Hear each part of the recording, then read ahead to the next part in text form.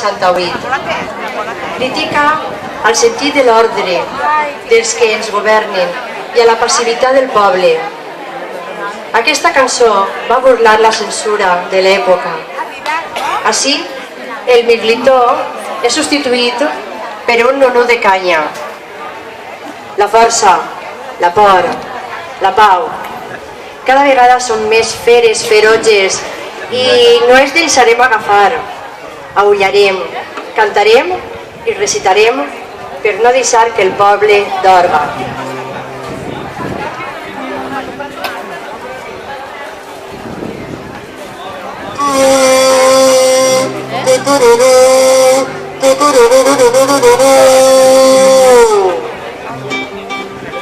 Per ordre del senyor alcalde, es fa saber tothom que una fera ferotge del parc s'escaparà. Es prega a les senyores compren força aliments i no surtin de casa fins que torne el bon temps. Tot el que tinga cotxe, que fot al camp corrent i se'n vaig a la platja, a la torre o als hotels. Que l'alcalde s'encarrega fent ús dels seus poders de la fera ferotge i deixar-la sense dents. El que això no complisca, que no es queixe després, si per culpa de la fera ell rep algun turmento.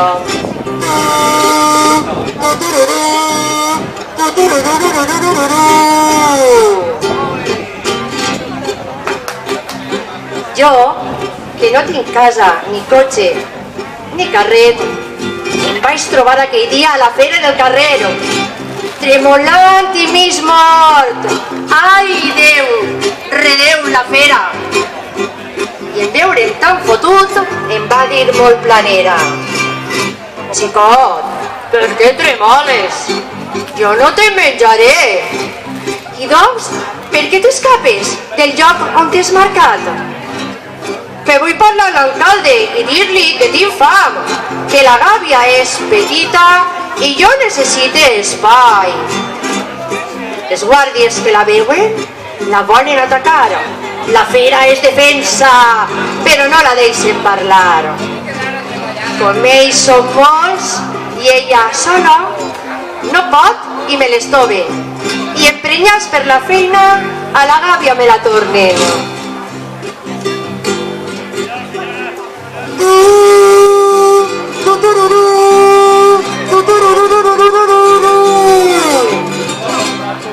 Per ordre del senyor alcalde, es fa saber tothom que la fera ferotge ja no es traurà la son.